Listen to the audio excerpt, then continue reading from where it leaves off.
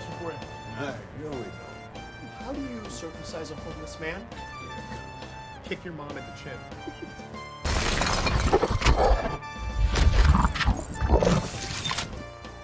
I didn't like your speech. It didn't really inspire me. What? He called me a pussy and nobody calls me pussy, so...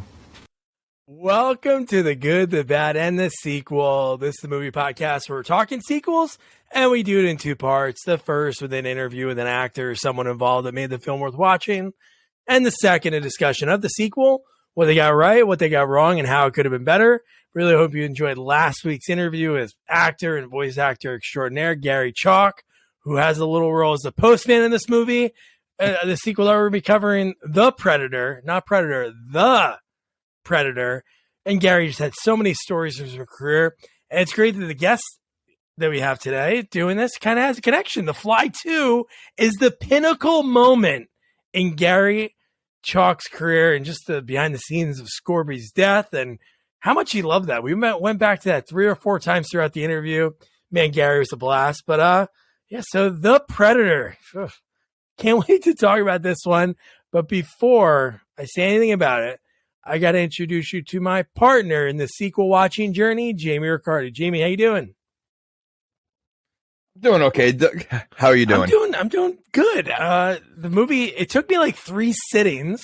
I kind of said this to our guests before we started, but not in like a bad way. It wasn't like it was like bad, good, or indifferent. I'm not going to spoil anything yet, but it was interesting. It was like there was a turn in this movie that it kind of confused me, but well, this is the first time I saw this movie, and I was not a fan.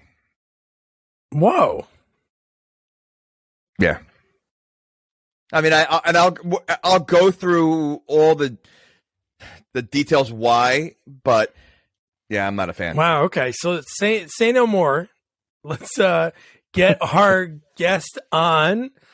This is so hard because he's done so many, but I'm going to try to rattle him off. I was trying to think of him while I was walking out to the studio shed. So the first time that our horror sequel expert, Chris Egan, joined us, the first one was Leatherface, Texas Chainsaw Massacre 3, The Fly 2, Return to Sleepaway Camp. I know Hellraiser Inferno's in there. And missing probably 3 or 4 of them. Oh, Friday the 13th Part 4. Yeah, I think that's it, right? This is my 6th time. Oh, no. You mentioned Amityville. Oh, no. This is my 7th time. This is your 7th time. Oof. Wow. Okay. And that is the voice of our horror sequel expert, Chris Egan. Chris, how you doing, man? I'm good. I'm doing really well. This is probably the first time I've been mad at you. Really? Yeah. This is my 2nd time seeing this movie. And I think I was more confused by it this time than I was the first time. And I already knew what it was going in. Well, there was confusion. So you can imagine how I felt. Yeah. Now, is this the one thing I do love about this movie, which I did appreciate about this movie? Shane Black directed it. Shane Black, Fred Decker reunited and wrote this movie, which is pretty cool. I don't know if they broke up or anything, so maybe the reunited term isn't right, but it was cool seeing their name in the credits, and you definitely saw that type of humor in this movie. There's a whole character that is like probably Fred Decker chose to write with Thomas Jane's character in this movie, which I don't understand why that was the thing. I feel like there was almost too much comedy. Yeah. Like they threw comedy in our faces. Way too much. Because some of it hit, but a lot of it did not. A lot of it felt like I was talking to a 16-year-old who was really trying to get some zingers off, and they're all falling flat, and I just want to punch them in the face. Yeah. I also don't appreciate the throwback lines. Yeah, they do a few times. Throwback lines and like weird, like weak references and just weird jokes that they don't sit well in a 2018 movie. Yep. Yeah. No, it was cool that they referenced the other movies. Like, I really wasn't expecting that. Like, this reminds me of what happened in 87 and 99. And I'm like, wow, okay. Well, this yeah, is like references are one thing, but when you're just repeating dialogue that you're repeating it, Get to the you're chopper? repeating it to just get it in there, and it has no bearing on what's actually happening. That's the problem. Referring to past events, that's a good thing. That keeps your continuity contained. You can draw a line from the first movie to this one, though you should probably stop after the third one. Which one was the third That's one? Predators from 2010. Not great. This one could have been called Predators. Not great, too. but a solid sequel. No, I'm saying this one could be called Predators because it's more than one Predator. Well, there's the only one that has a single one is the original movie. All the other ones, there's more than one. Oh, then I should have stopped. One thing that was pretty cool that they put in this, because Shane was in the first movie. Yeah, he plays Hawkins in the first movie. The fact that in this movie, which is cool, Jake Busey's in the movie, and he's actually the son of his dad's character from the second one, which is kind of, they didn't really mention it at all. It was like kind of just a line. It's not like it was like, man, if you're a huge fan of the second one, you're going to love this. If you didn't, if you never saw it, it's going to go right over your head. So like, because he doesn't even mention, he doesn't even mention like, he doesn't mention past events. He just drops his name. And if you know the character's name from part 2, then you know he's playing his own father's kid again in a movie. And the fact that you knew that because Shane Black was trying to get Arnold in this movie, and there was a part in this movie, it's almost like he had it written and he just deleted it because they mentioned there was one guy. I don't know which character it was, mentioned like the one guy back in 87. And it was like, oh, this is where Dutch was going to be in it. But I think Arnold wanted to be in more of the movie. He didn't want to be like a cameo. Yeah, this movie went through a lot of changes, a lot of re-edits. And if you can't tell from watching it, it was chopped to death. Yeah. Well, let's get into it. Well, was the big Predator a CGI, all CGI? I think so. I'm sure there were a few insert shots that it was like a mask or makeup or whatever, but for the most part, it was absolutely fully CGI. And it actually, funny enough, watching it like on Blu-ray at home, I felt like the CGI blended a little bit better than it did when I saw it in the theater. Like in the theater, it just looked like a cartoon character, like walking through this movie, because everything else, all this, like the smaller Predators that were in more of the movie, those were all guys in suits. So as soon as that big one shows up, it's like watching, like the Hulk jump in alongside the other Avengers. Like he's obviously not really there. Just Hulk's done better than this. Are you talking about, were the Predator dogs real? No.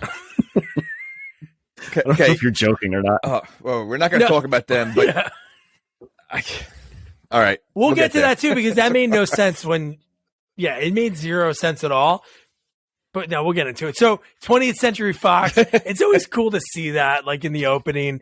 And then we like cut to, and it's like this Star Wars chase, the opening of the movie.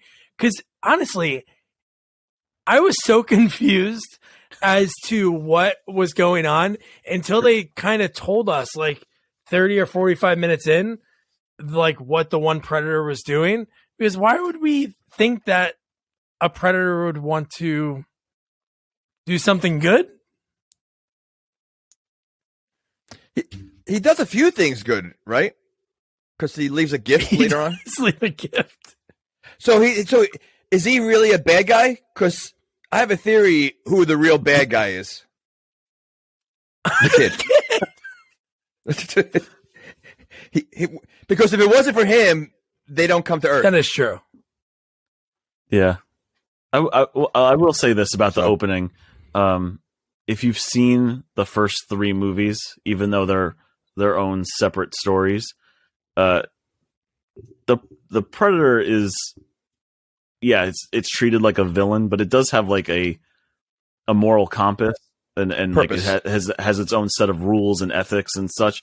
So when you see the first three, and actually by the time you get to the third one, they do show that there's different factions of them, and there are like bigger ones and smaller ones and such. So going into this one, having seen the third one, that side of it made sense. But this is the first time that they gave us one that was like 10 feet tall or whatever. So that does bring in a whole new side of it. But there are things in this movie that made sense, if you watch the other three in its own way. That's kind of like building blocks. What was the Predator always like human like mentality? Yes. I mean, I know in the first one, he wants to fight Arnold and hit, but like he does something in this movie that really made me want to turn the movie off. When he's in the truck with the arm. Oh. Okay. The thumbs so up. like so were they in this? I don't remember the other ones. They are. So they're intelligent. They aren't like animal. They're not. They are an intelligent species. But yeah, that's the first time that like they've done something humorous like that, and that's just Shane Black's fucking humor. Like I need to stop making movies. Okay. So then we cut to after we see like this the chase happening. You see the ship crashing, and we see that the one predator is flying it. Then we cut to the jungle. We see a sniper. It's very like Arnold-esque, the way you just see his eyes, and he's sniping. And you get like this really serious situation. These people are kidnapped. There's a cartel, and these guys are like betting on if these people are going to get executed. Jokingly. Yep. See, I didn't like the main character. I just felt like he was trying to be too badass. McKenna, right? And was he? No. Yeah. His wife's more of a badass. He was like the poor man's Brad Pitt. Poor man's Brad Pitt. He was. He was just, I don't know. I didn't buy his role. I like the other guy better.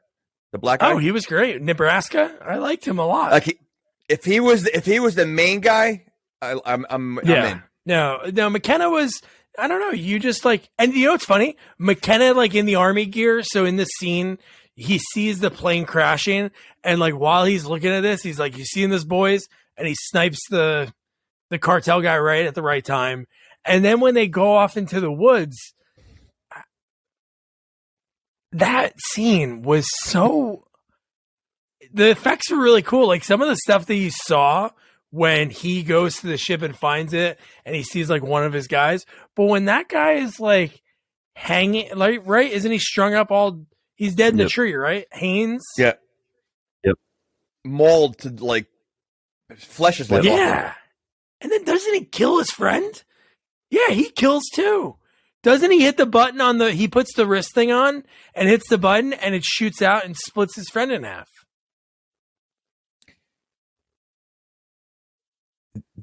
He kills his friend? Yeah. Doesn't he split the guy right in half? He doesn't kill a predator. No, he sees the predator afterwards. No, the predator. Well, the guy him. that got split in half is the guy that he's already dead. He's been flayed, and then the blade flies through the air, and then it cuts the hanging body in half. But that's still fucked up. That's a half of a kill or something. So him and his dad, no wonder his kid's all screwed up. His dad's just killing people.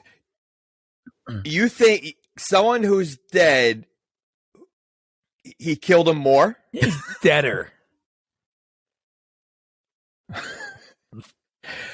Look at the Kardashians. Right. Look at Khloe Kardashian. Look at her like 10 years ago. She doesn't look the same. Plastic surgery. There's some whizzes out there in LA that could have fixed that guy up. He could have still been alive.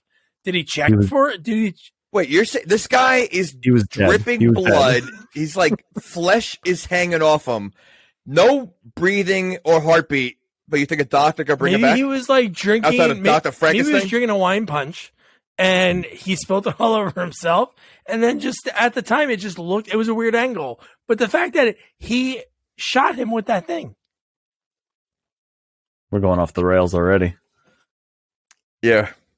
I don't know. I just see the correlation between like father, like son.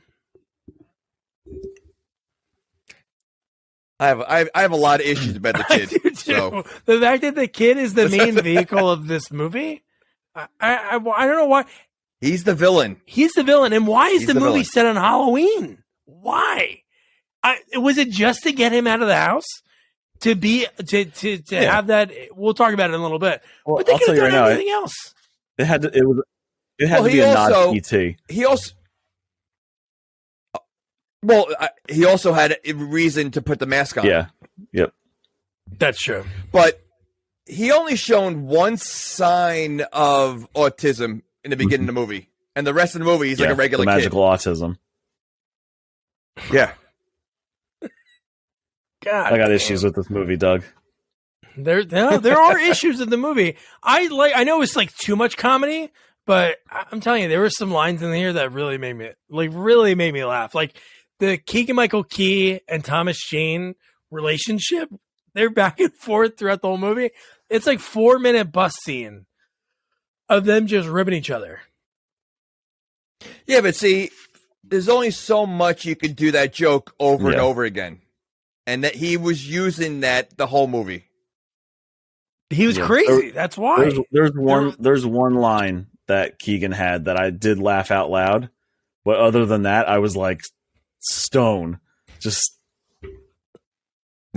watching this thing. Oh man. So then we talked about like the opening scene. It really just gets to that point, and then because he figures out, oh yeah, the cool part was when I think it was out of the brace, right? What was it, a forearm brace or whatever you want to call it? Like and he opens gauntlet. up the one side and he holds like the little ball in his hand and he disappears. Well, it wasn't a little ball. That ball was pretty big that he swallowed. Oh yeah, when he swallowed. It wasn't small. Well, for him to swallow it, it's Okay. not small. Yeah. And, this is alien advanced technology that is very easy for anyone to operate. It's Exactly. it's intuitive. It's that's kind of the thing they go on. It's that it's supposed to be intuitive for the predator, not a human. And, like based on the first movie of how, turning invisible and all that stuff, I feel like it's very different in this movie to what the Predator was then. He's advanced in yes. the 30. Yeah, it's a yes and no. I think with this, they like with the original one, you don't really see how things work. It goes invisible with its camo. It uses its shoulder blaster. It uses its different things, and we're on the side of the commandos, so we're not seeing every little bit that it's doing. The only time you really get a close up on what it's doing is at the end when it sets off the wrist detonator where it blows everything up. Yeah. Right. That's the only close up shot of its tech you get. So in this, I feel like it was just them trying to a lot of movies nowadays, they try to show every little bit of detail and whether it's needed or not. And I feel like that's what they were going for. And also, I mean, I'll say this, like in the beginning of the movie, it did get me with like a little bit of that nostalgia. It's using the same score from the original movie. It's using the same credits font. And I'm like, okay, I'm getting into this, even though I'd already seen the movie and I was like, oh, this movie's this movie sucks. But I'm already like, it's already trying to get me in with the nostalgia. And I will say, even the first time I saw it in the theater, I walked out of it like I was disappointed in it, but I wasn't like angry at it. And a big part of that is the score, seeing like the Predator on screen again, all the tech, the ships, all that stuff. But watching it again, like all the stuff I didn't like about it the first time, like hit me even harder this time. And probably because I was sitting at home watching it and not in like a crowded theater where like people are like, laughing and cheering and all that stuff. But Was the crowd going wild on the next scene after we saw him use the drink when he drank the invisible ball? Then we cut to the bullies that pull the alarm and say, "I'm in the mood for an ass burger, a big juicy ass burger." Yeah, I was thinking about this. Like, this is something I feel like pops up in a lot of movies, like the bullies show up and they start, they're tormenting like the special needs kid. Doug and I went to the same high school. We had plenty of special needs kids, and they had their own class and all that stuff. Not one bully would have ever gone up to them and made fun of them. Never. You know what? Not even special needs. I mean, we've seen a bunch of movies, even Rocky V. At that age, there were never bullies that were like that. No one tormented. So it's just so ridiculous. A kid like you'd have to go beyond cool. Yeah. Oh, every time. But this is a special needs kid. The fire alarm goes off. The teacher runs out of the room and leaves a kid in there by himself. Like it's a real emergency. Like they know it's not a real emergency. And it, yeah. Bad adults. Yeah, she just bailed. And she's like a special needs teacher, has that education. And even if she wasn't a special needs, no child left behind. And she's like, nah, fuck this kid. Because he's like having this panic attack. But I love what the bullies do. The juicy Asper, and they're like, what we should do? We go in there, we're going to knock down all their chessboards. And they can't remember where they were playing. Well, if you're a bully using Asperger as your like tough guy line, you don't have much ammo. Bad bully, yeah. But the chessboard, I don't understand. Just them knocking it over, like, yeah, we've ruined their day. Let's go. And then the kid, this is where you saw like his, autism, and he puts everything back, which is like, you're like, oh, this is going to come in later in the movie, which it really doesn't, right? His memory doesn't come in. No. It's not a matter of memory. It's just the show. He's super intelligent, obviously, but he acts. If you didn't see the first scene, you would never know he has. Yeah, it's like they completely forgot that scene's in the movie, and they just kept writing it. All they had to do was make him like an extremely intelligent kid. That's all they had to do. Correct. Sheldon. He could have been young Sheldon. Yeah, well, I mean, but Sheldon has a form of autism. Okay. Yes. Okay. I've only seen a handful of episodes of like Big Bang Theory, and I know that he has a form of autism. That's like that's the whole point of his character. I never watched one. Yeah, my parents used to watch it, so I would catch like one once in a while. But yeah. Oh yeah, your parents used to watch. They watched every season. Every season. I was like, "Why are you doing this to yourselves?" Listen, someone's watching it because it was like 14 seasons. Highest. Yeah, it's ridiculous. Crazy. So then we cut to the kid goes home. Cut to it's a perfect word because I love the mom. Who's the mom? She was on Dexter. She was the crazy Chuck. She was on Chuck. Yeah. She always plays wackos. She's the wacko in Handmaid's Tales. She's in that too. And the kid who has autism, right?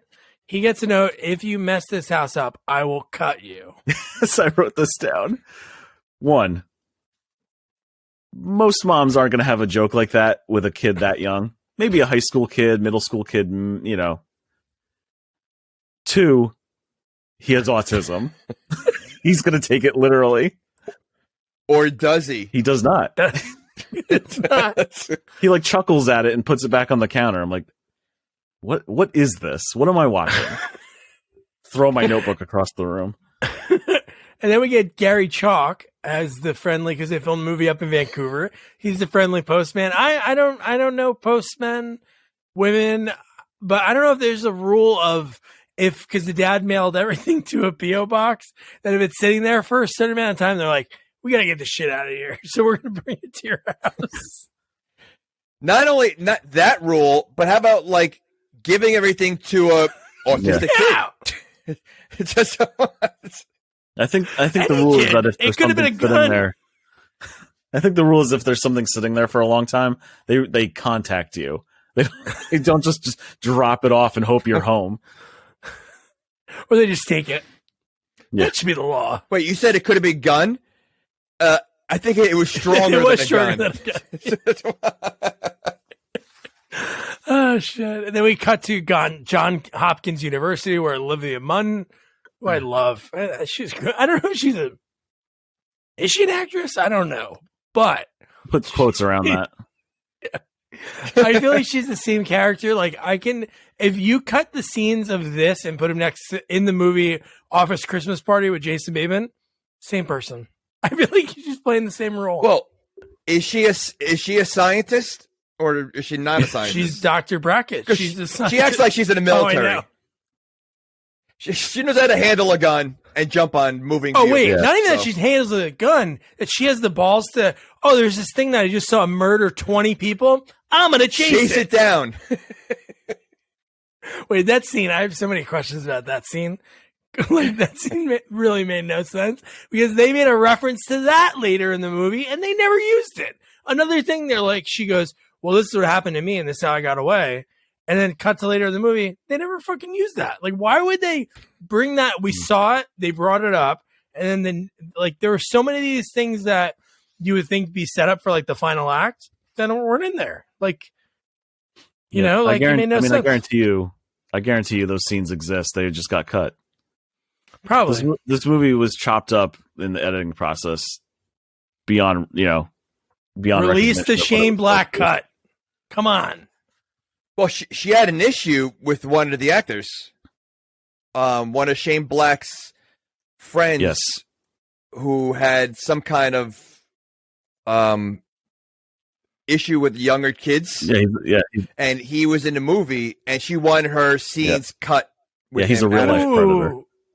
Was it somebody that I would know? Like he's in a bunch, or he's just a buddy? I'm gonna let's see if I can look it up.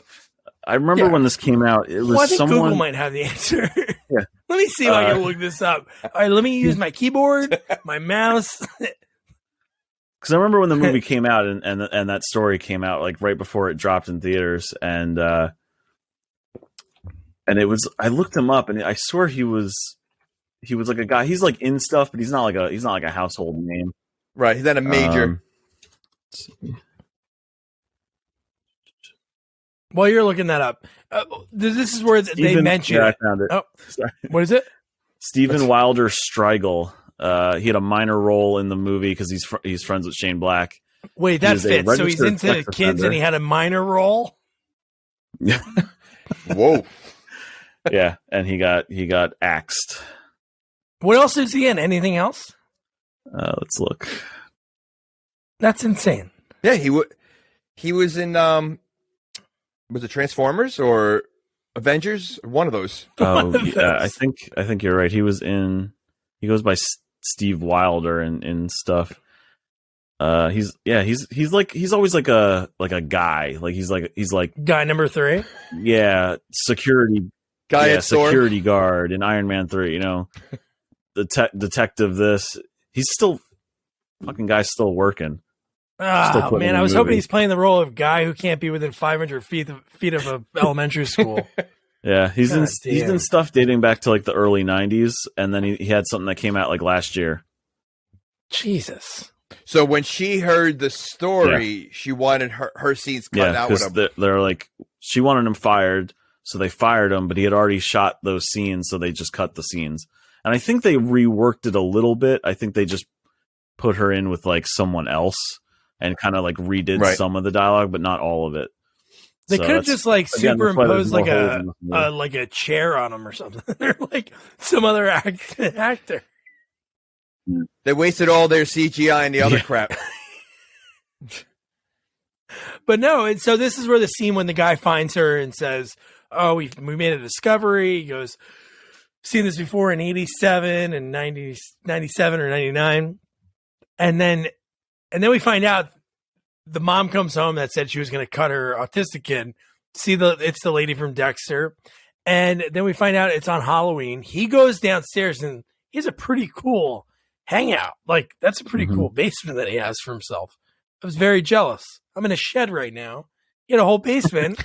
He opens up everything and dude, I don't know if I opened up a box that was supposed to be for my dad. I don't know if I would start tinkering around with it.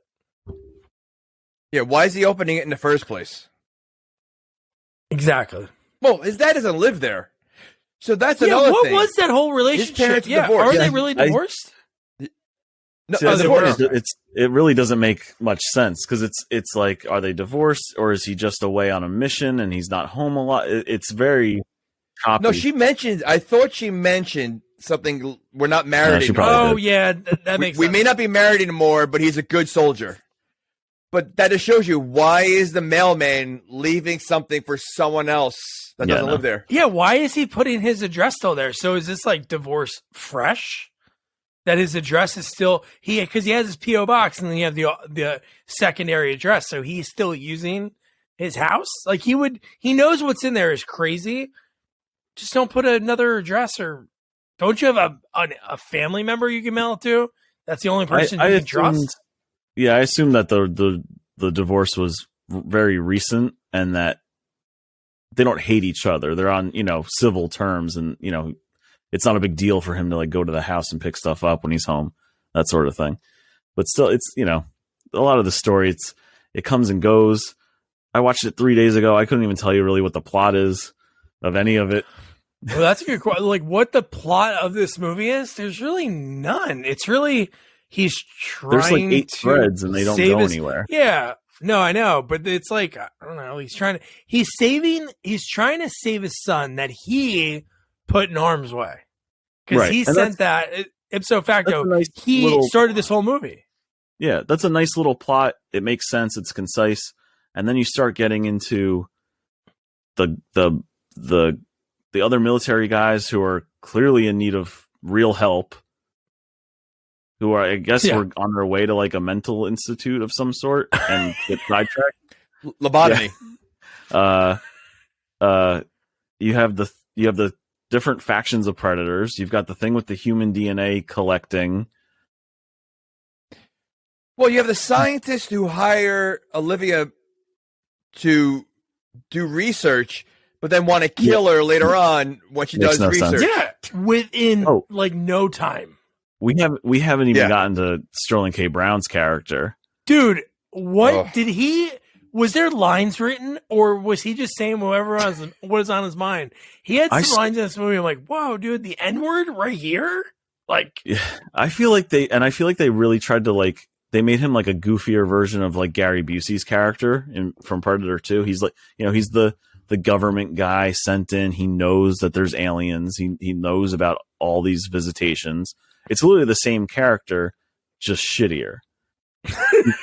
The gum chewing was bothering me the whole time. Because Busey's character in that, he's kind of an asshole, but he's not vindictive. He's not trying to like get the other good guys in the movie like in trouble or anything. He's just trying to keep them out of the way so they can do their job. This guy's like trying to kill people. He's gonna kill the kid. He's like, I'll kill everybody. I don't care. It's nuts, and I hate the dialogue. It's that Shane Black. Everyone talks the same. Everyone's like smarmy and like full of themselves. It's that every single character talked exactly the same. Yeah, sort of. If you think about it, McKenna had that. Like when he met everybody, just the way he carried himself. Yeah. Yeah, I mean, he was better because he's the hero of the movie. But yeah, that most of them, they're like the cock of the walk, and the only thing that differentiated them was their various mental illnesses that came and went. Yeah. So Egan, in the Predators movie, did they ever talk about the plot that they threw on, the whole like reasoning behind the Predators why they're on Earth or taking the DNA? Because one day they know that we're going extinct and they want to take over our planet. That's new to this movie. That's just exposition they threw in that mentioned the other movies. Yeah. Okay. Yeah. No, the other movies are all about them just being like game hunters, basically. So in the first 2 movies, because that's all we had for so many years, it's really just they come to Earth on the hottest day of the year to hunt. So the first one, it ends up being in the jungle, and it's just a coincidence that the commando guys end up being there on a mission. So that's why they get taken out. And then, well, what are they hunting for? The predator? Whatever top of the species is. So the beginning of that movie, it takes out like another commando team, and then Arnold's team shows up in response to that. So it's just a coincidence. Wait, if you learn everything from this movie, it shouldn't be called Predator. It should be called, what was it, Big Game Fisherman? Yeah. That running joke was just and multiple times. I'm like, wait, you're shitting on the name of your own movie? Like, not only own movie, 4 other movies. Yeah.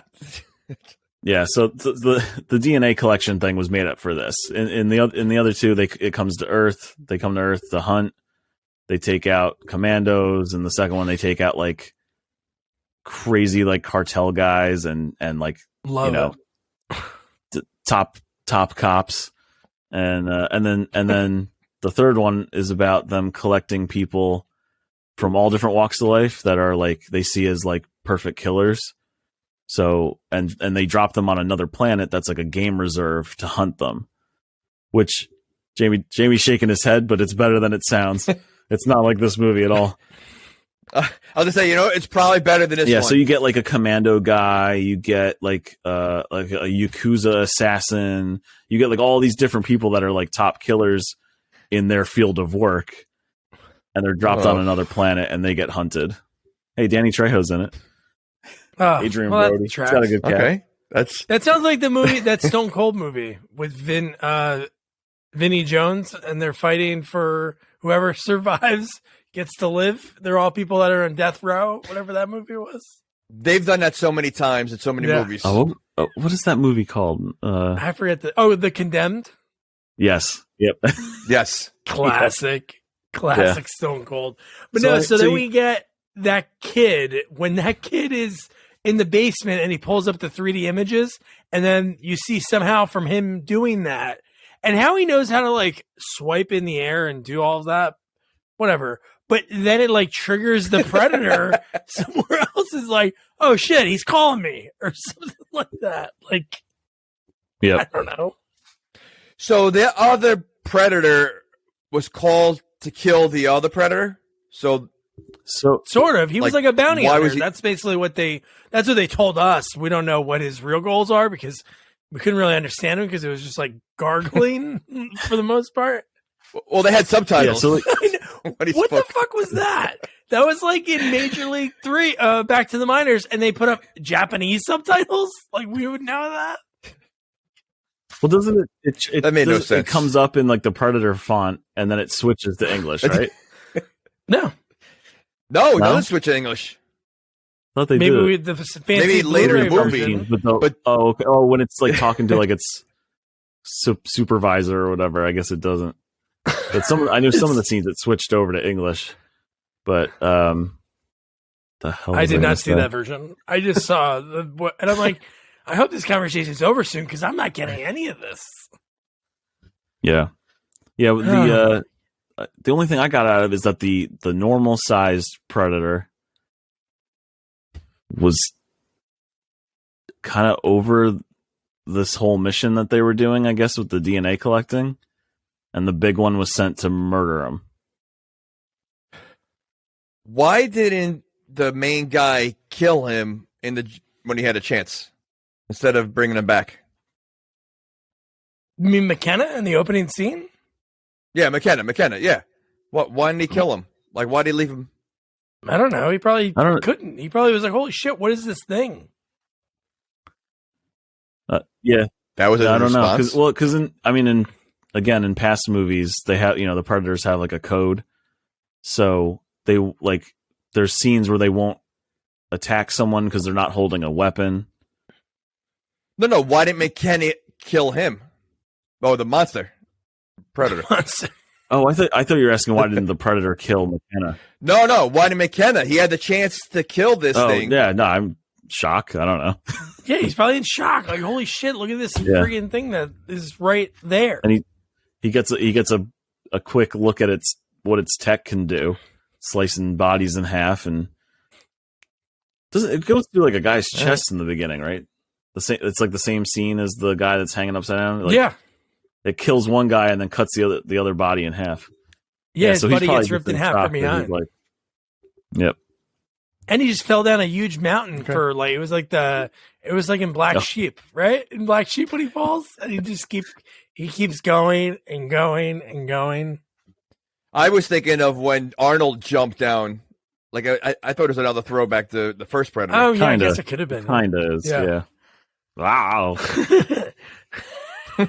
So then we meet the group therapy. Was it group 2? And I got too. Oh no, that's not my favorite part. Wait, that's not it. That's not it. There's the full 20 seconds. Hey, Baxley, question for you. All right, here we go. How do you circumcise a homeless man? Here it comes. Kick your mom in the chin. Fuck you, motherfucker! Shut the fuck up! You shut the fuck up. Nope. See that response. Dead. He acts like you said, like a sixth grader. Well, you mean his Tourette's response, or him responding to the? No. Oh, okay. To the driver. Well, why does Thomas Jane have Tourette's? I don't. What? Why is Thomas Jane in this movie? Well, this is at the point that he was doing a lot of these movies. Like I don't even know. Yeah, Probably no, just I mean, before that. He was doing a lot of like straight to DVD, straight to streaming for a while. Yeah, he's in some smaller stuff, but like, let's get Thomas Jane in our Predator movie and make him the guy with Tourette's.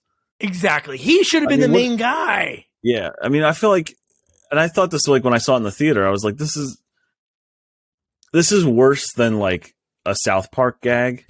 Because with South Park, you know that they make fun of everybody, all walks of life. They're gonna get you, right? And it's humor, but it's told with it's never malicious, right? Because they're gonna. This to me, it's like childish. It's just making fun of someone with Tourette's, and the same thing with like all these guys. Like they make like PTSD a joke with these soldiers, and I'm like, yeah, why am I? Well, watching you add in the bullies with the autistic kid. They're making fun of a lot of handicaps. Yeah, it goes after like, and it's like, why? Why is this in a Predator movie? Why is this in any movie? In 2018, I mean, it's like to me, it's you know, it's weird because it's not needed. Yeah, Shane Black was one of the top scriptwriters of the 80s, right? He wrote Lethal Weapon. He co-wrote so many other sequels. He's a script doctor on a ton of stuff. He didn't write stuff like this in the 80s when it was a little, when it was more acceptable, like in comedies and stuff. But why is he doing it now? I don't know. It bugged me. I never got my chance. That really bugged me with this movie. What's that? His first treatment, Riggs had Tourette's, and they told him, "Hey, we'll do the movie, but we're taking it out. We're not having Riggs with Tourette's." Okay. See, I can see Riggs more with autism. Yeah. Oh, and Danny Glover with Murtaugh. Murtaugh with Tourette's. To be honest, Riggs Riggs does kind of have his own PTSD and the whole dead wife thing and all that. But so I guess but that's treated to me. Yes, there's some humor in that movie, like the stuff with him, like, doing the dislocated arm thing. And yeah, he's the wacky cop with the death wish kind of, but when they get to the stuff like about his wife, it's treated seriously. Oh yeah. Like you watch this guy mourn in those movies and you watch him open up to Murtaugh and the other guys and all that stuff. This is just pure nonsense front to back. And the only reason any of those lines work is because it's Thomas Jane and because you have Keegan-Michael Key. If those were like anyone else, it'd be even harder to watch. Like if Alfie Allen, huge on Game of Thrones, what is he? He has like 5 lines in this movie. What does he do? And then he blows up. At the end that's Lynch. That's Alfie Allen is Lynch. Yeah. Oh man, he's what's his face? The sniper. Yeah. Oh, he's in John Wick. And he's in John Wick too. Also? Yeah. Yeah. Wow. So then, right at the same point, the fact that they put him on McKenna on this bus, and the bus is just right outside that same facility. So they're sending him away because he wouldn't really help out at all. And then you're getting the lab. You see inside the lab, you meet Jake Busey. He really tells about everything. Another joke that you guys probably hate it, but when she gets taken into the room and the room starts going down, and the guy at the desk says, "Is it your imagination or is this haunted room stretching?" See that actually every fucking time, really? Yeah, that's funny to me because it's like it's cheesy. It's a one-off. It's a one-off, and then you get back into other stuff. Well, that's a Disney World haunted line. mansion. Yes. That's what's funny about it. And then the guy going, every time you're gonna do this every time. Yep. That's funny because that speaks to like the bored employee just trying to like give himself a laugh during the day. And he's in this. Yeah, the guy who knew it was great the first time you said it, and now he just wants to ride it every time. He's like, "There's this hottie doctor coming in. I'm gonna make her laugh, maybe," because all these people that work there. So is this the army? Like this is the real army, or is this like somebody else? This is because secret ops. Yeah, dude. Area 51. Yeah, this is definitely above like military pay grade. Like, because everyone who works for these people, they might not know that they're going to be targeted as bad guys, but they're going to die. Like not even from the predator, from other people, and from their own coworkers and bosses. Like they signed up for a job that you're most likely going to die. Maybe up until this point, everything was fine. But when a predator gets strapped onto the table, like I wasn't expecting that, even though we saw it, we saw them find the body in the ship. That was fucking so cool seeing that strapped in there. Yeah. But do you think you have an alien on a table? Do you think leather straps are the way to go? Like the thing's huge. He's built like a human. You wouldn't put like chains or something stronger. And what's funny is that like these guys, they're obviously like an offshoot of the military guys from Predator 2. They've been studying these aliens for decades, and they're like, "Yep, the table with the straps will hold them." Traeger knows everything. He knows everything about them. Like everybody he talks to, he knows. Agreed. But everything. But yeah, the scene is insane when he breaks off of that table. All these people are so innocent because I think just before that they're all clapping, right? You see like these normal like middle-aged people, like the scientists. They're like, yeah, and then like 5 minutes later, they're all getting like just ripped to shreds. One guy gets thrown into the glass so hard, like it's just blood everywhere. It's a massacre. It's probably one of the best scenes in the movie. I loved it. It's silly. It's it leans on the B movie stuff, but like it's done well for sure. And that's me. I own thousands of movies. I've seen so much schlock over the years, and there's a way to do it right, and there's a way to do it wrong. Especially if you're trying to do like a big budget version. This scene got it right. Most of the movie got it wrong. Yeah. But we did get... You know what? I agree. One cool line just before this, because the bus is already leaving, and that's when McKenna goes, "Oh, I have the..." She goes, Dr. Brackett, Olivia Munn, like wondered where the missing... Because they were missing the one mask and the one forearm thing. Then that's when McKenna... They said, "Oh, McKenna said he was the last one with it." They like turn the bus around, and one of his lines, perfect for us. He goes, "I am stuck in Group 2, the sequel to Group 1, but only stupider." That's great. Loved it. Well, the stuff in the glass case, is that from the second movie? Some of that. I guess it's from the first and the second one, or just things they got at swap meets. The way it looks, or just. No, the weapons and the stuff that on display. She first gets there. At the wall of fame. I think it's just supposed to be like it's supposed to be like a reference that they've been collecting anything they find over the years, because there's stuff like that. There's stuff like that in the other movies too. That's how we got things like Alien versus Predator and stuff. Which, by the way, those movies are no longer canon, unfortunately. I never saw those. I saw the first one's okay. First one's okay. First one's fun. The second one is pretty bad. It's got some really insane gore and effects in it, but it's just a poorly made movie. It's down to the a lower rung like this one. All right, get it on the list. Get it on the list. It has a scene in it that will absolutely shock you guys. Oh, okay. Sounds like a challenge. So then we get Lachlan Monroe. So if anybody listened to the interview with Gary Chalk, Lachlan and Gary have been in like 10 different things together. Lachlan's in this. He has a small role as like this military general in here. And God, dude, here it is. So Olivia Munn, she's a doctor. And she grabs a gun. No, she's a scientist. What's right? a doctor? They're doctors. I think she's supposed to have some form of doctorate. Yeah. Yeah. Okay. It's not like you're just a scientist and then they'll give you the doctor part. You're like, hey, you're just a scientist, but you got to be called Mr. or something. But she right away grabs a gun, right? She's right away. And no, it was a tranquilizer gun. Oh yeah, that's what she had. But the fact that the scene that I wanted to mention before, but in order to get out of there, she had to get naked because that's the only way they were able to get in. Okay, I had a question about that too. Oh, no, like she was in she had to get decontamination chamber. What's it called? Yeah. Yes. So does it know if you have clothes on? I think so.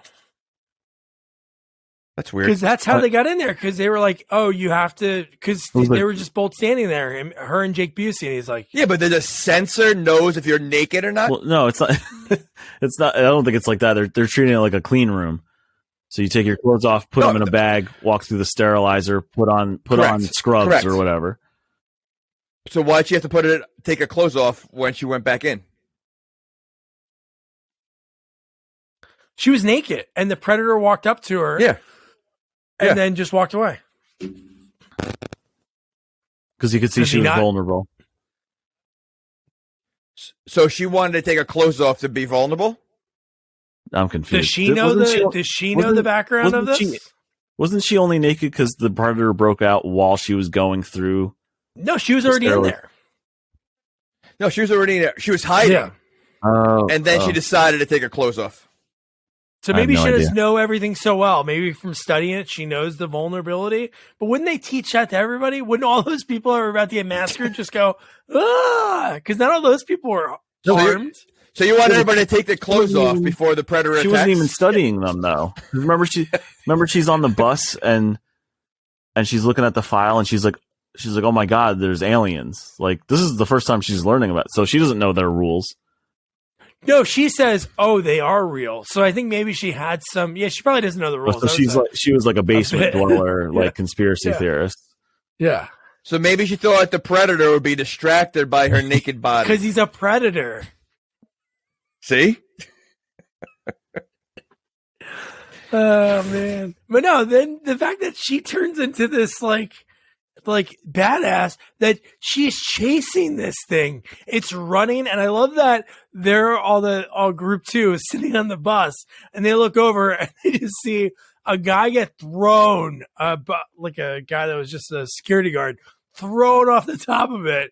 The predator jumps down, and she's behind him. Oh no, she's underneath, right? She's on the bottom floor. She's underneath. He's above. Yeah. She's bobbing and weaving. Like, this thing now should be like, oh, I sense this. Especially that we find out about that gun that the kid had. It senses whatever and just. So this thing doesn't know that kid's behind him? That the girl's right underneath him? Like, just, it made no sense that she was like that aggressive towards finding him. How do you know where to go? Did he put the helmet on already? Didn't he grab the helmet that was already on the wall, right? And then that's when he was able to. So then why is he running? I mean, in the first movie, he's in like high trees, jumping really high. Like why is he like running like a human? Why is he walking? Just go invisible and walk. Well, he didn't have the ball. Oh, yeah. Really? I don't know. Okay. Oh, I guess so, yeah, because he didn't have his forearm thing. All he found was the helmet that was there. So he had his helmet, and he was missing his wristlet. Oh my gosh! He also has webbed feet, which I never thought he would have. when he was on that table, there were web feet. Does he swim in any of the movies? No. Yeah. Well, he walks. Yeah, he walks through water. That's it. Oh. Well, and he actually gets electrocuted, right? His equipment malfunctions in the first movie when he gets wet. Yep. Oh my god. So stupid. So then at this same time, we get back to the bus. This one made me really laugh. He goes, "Hey, Baxley's mom's vagina. What if Baxley's mom's vagina was a video game? It would be rated E for everyone." Like that joke was like that E for everyone thing. That was like PlayStation, right? Wasn't that like at the end of PlayStation ads, like in the 2000s? So that was a pretty. I mean, games are still rated E to M, so it's still a thing. But that joke is from like when we were in 6th grade. Yeah, but that was one that he knew that would get under his skin, or it was already set up for that to happen. Because then that got them to start fighting. The cops come back, and then didn't they kill the one cop? They did, but like, would the cops do that? These are guys that are handcuffed, and they basically left that door open for the driver. Yeah, and I feel like the jokes, they're dirty jokes told, like we talked about before, like a 6th grader, because there is dirty aspects to the jokes, but they're so like I'm rubber, you're glue kind of jokes. It's ridiculous. Yeah, and again, Shane Black. Yeah, because remember in the first movie, his character has all like the really crass jokes, and they're like, and in at least in that movie, he's telling the jokes and no one's laughing. He's got 8 guys around him and no one's laughing at his jokes. Well, it's funny. You look at that crew: Jesse the Body, Apollo Creed, Billy, Arnold, and and then you get these guys. Yeah, I mean, dude. Yeah, no, they didn't have like that guy. I guess, like, I agree with Jamie. Like Nebraska, like he was great in this whole movie, and his ending was like legendary. Like in a movie like to see somebody do that was so cool. But like, and then I forgot now that because when we talk about these movies, like while we're going through it, how about the way like Dr. Brackett like ends her thing? She shoots herself in the foot with the trank dart. And then that's when triggers eliminate her. That's the only thing that like showed that, all right, she is just a scientist, doesn't know how to use a gun, shoots herself. So okay. Oh, I'm sorry. Doctor scientist. But then later on jumps on top of the bus, or was it a bus? She jumped on the bus. I mean, But the Predator, this is the one that you're talking about. So this is when you have the military bus. That's who Traeger called, go to eliminate her. And then when they're driving, that's when the Predator hops in the back of the van. Yep. And he kills everyone. Well, he's hitching a ride. That's how he gets there. But when he holds up, hey, everything okay back there? And he lifts up a hand that is already in a thumbs up. So that's how that person died. Like he was saying thumbs up, and he died that way. That's how he died. He saw the Predator and he goes. I thought maybe the Predator folded his fingers back to, That would be even fucking. That would like be crazy if you saw him in the back and he's like using his thing and like. What are some hand signals that humans do on Earth? And he's just sitting in the back, like with his hands on his knees, like a regular person, like waiting, like a punked prank almost. He's like, "Oh my god, I just murdered all of his friends, and he's giving me a ride right now." Like seriously, like what? Oh, that's so funny. And they save Olivia Munn. They take her to this like sleazy hotel. And you know, think what's happening right now? All this mayhem's going out. Like they know that there's this killer alien is on the loose. What do? They drink. And they're like at a bar drinking. They leave the crazy guys with the girl, which why would you do that? Like what? McKenna and Nebraska are the 2 guys that have it together, you think? And they leave all the crazy ones with her in the room. This whole scene was a very creepy vibe. Yeah, very creepy vibe. But I did laugh when they bet. Oh, dude, the two bets that they made. When she grabbed that shot. I told you she grabbed the gun and she pulled the trigger on him. Yeah, that was another scene that had the cringy Tourette's joke back and forth, where she's just repeating over and over again. I'm like, and that's Jamie. That's where I wanted to turn the movie off. Oh, you mean the ear pussy? So you made it past the thumbs up. Ear pussy? Did you say ear pussy? No. He didn't say ear pussy. He said, you're a pussy, or I'm a pussy. I'm like, why is that in this? But it went on for a Too while, long. And that's the thing. And it's like you could tell, like I felt like you could even the actors didn't find it funny, and they're just throwing it back and forth at each other like stone faced. Shane's like, do it one more time. They're like, fuck you, dude. Just leave this one. We don't need another take. And now we're going to cut to the best part of the movie. So we get this kid going trick-or-treating. Like a scene that you did not expect. I could have wrote down a million things that were going to happen in this movie. And this one, I would not have thought. That this kid puts on the Predator mask. He puts on the wristlet thing, forearm thing. And he goes trick-or-treating. And he sees the bullies, right? He sees the bullies just before he goes to the house. Okay, before we get there, I don't have a lot of experience with autistic kids. Oh. Would they go out by themselves on Halloween night to go trick-or-treating? I think so. And the mom was home. Right.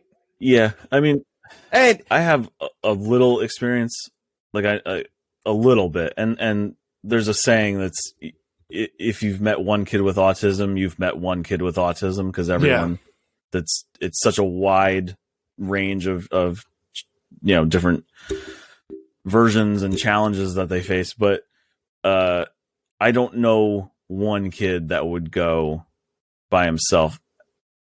It seems a little weird. Well, especially since the panic he had in the beginning of the movie, covering his ears, anything can happen. Especially on the scariest night Like of a car the alarm year. could go off. Yeah. Kids could jump out of a bush. Just a harmless prank. Bullies could confront him. Right. He sees those kids, and he's and he crosses the street like he sticks out like a sore thumb. Like he wanted to hide behind the mask. What's funny to me is like, why did those kids know it was him? That is true too. This is the mask. It's not like he's the poor kid and it was like a cheapo mask. This thing was probably it looked expensive, I'm sure. Like, God, it's not like he was wearing like it's the same clothes. Like he was wearing like a Star Wars shirt or a Mickey Mouse shirt, like something they saw him in earlier. That would be like, oh, there he is. He's just wearing like a plain shirt and like a little hoodie and stuff. Like, there's absolutely no reason they should have figured out who he was. Well, was this the same day at school? Yeah. Okay, so he probably didn't change his shirt. Probably in the dark, they saw it and go, oh, there's that big juicy ass burger from the chess club. Yeah. But the fact that this kid, because it's what you would say a high schooler was in that house. Oh, then yeah. He went older. Oh no, that was like a crack den. Yeah. I would say like the 20s. Yeah. Like they're a little older. That was the bad house in the neighborhood.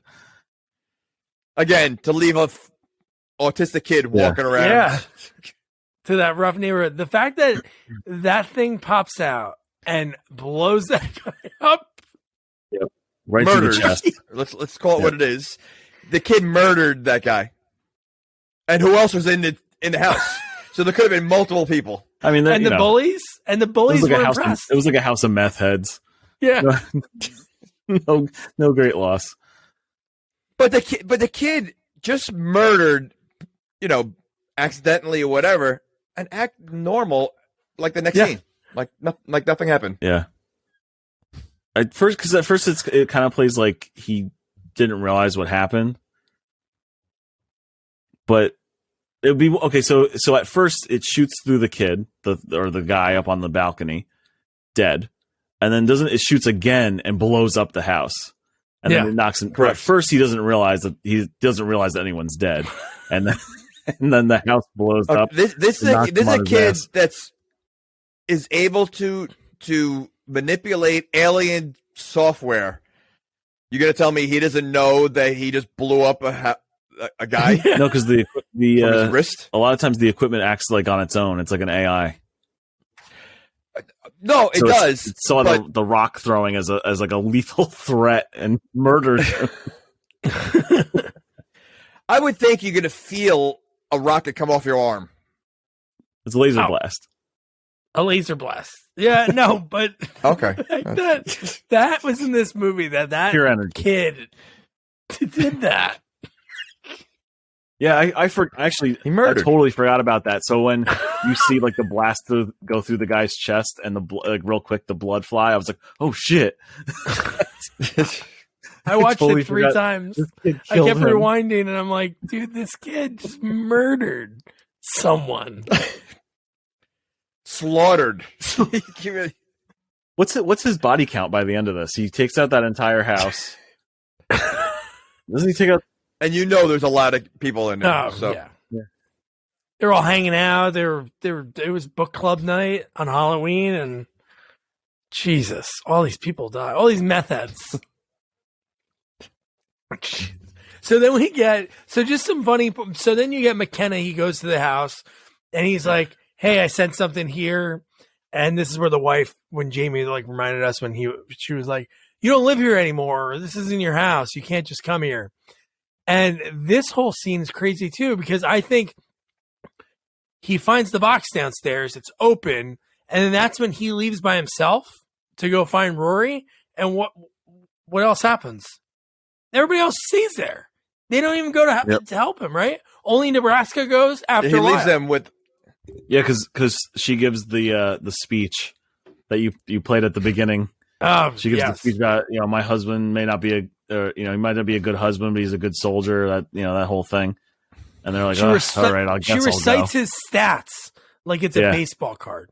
Yep. Confirmed kills. I'm like, wait, what freaking person does that military people do? Like, if there's somebody listening to this podcast and their friend or spouse is in the military, do you know their stats like that? It's like, yeah, he batted 372 and 47 RBIs. Like, what? If they're killing someone, they don't want to talk about it. So yeah. But I did laugh, the clip you showed earlier, when he goes, that speech did not motivate me at all. All right. I'll play he's a good soldier. I had to clip it for itself, so the whole thing's great. Sounds like he barely take care of himself. Yeah, Jesus Christ. That's what I thought. Fucking pussies. You going Nettles? I do like Nettles. I didn't like your speech. It didn't really inspire me. What? He called me a pussy, and nobody calls me pussy, so... Okay, fuck off, pussy. What? See, they're making the Tourette's... He's acting like a parrot. Yeah. Like he's repeating... So it's... I don't know. Although I think Nettles might be the craziest one of all of them. It's really crazy. Yeah. And and then Nebraska steals the RV. Car. Oh yeah, where did they get the RV? Yeah, it just comes into play because they need to fit them all on something that's not a school bus. And the cop car. So Nebraska steals his cop car. Somebody steals an RV. I think later in the movie, don't they come up? They get something else. I think the RV is supposed to be McKenna's because he's that's where he's been living, right outside the house. Oh, okay. That's where she makes him sleep, I guess. Right. And then we get the baseball field. So Rory, after he murders someone, goes, you know what? I'm going to go for a stroll by myself with my murder weapon. I guess that's actually smart of him. So he won't see other people. But dude, this is where the dogs show up, the Predator's dogs. And so this is what makes no sense because which Predator's dogs are these?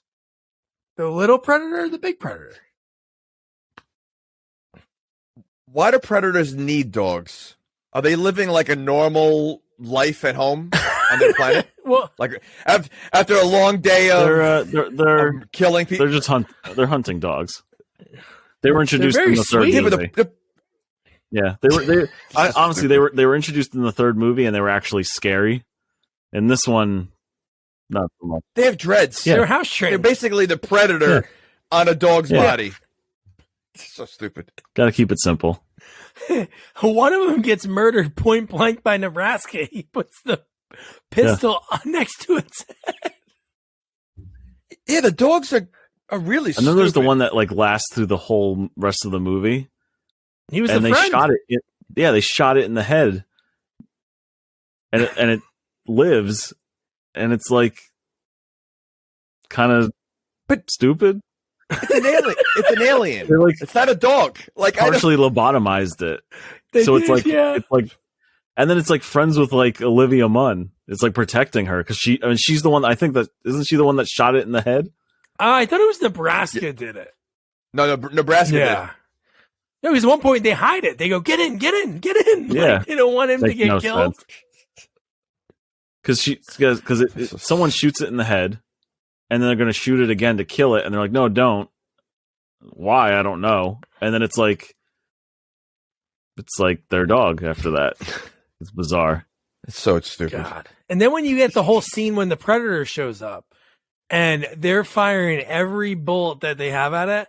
And then even McKenna, when he's like running away from it, like under the bleachers, and I think it's Nebraska throws him a gun. And then we get like slow-mo of him catching it. Like that was like way too much for halfway through the movie. Like a little past halfway through the movie, we're getting like slow-mo, like I don't know. I don't know. Yeah, I lost it when I saw the dogs. I was kind of checking out.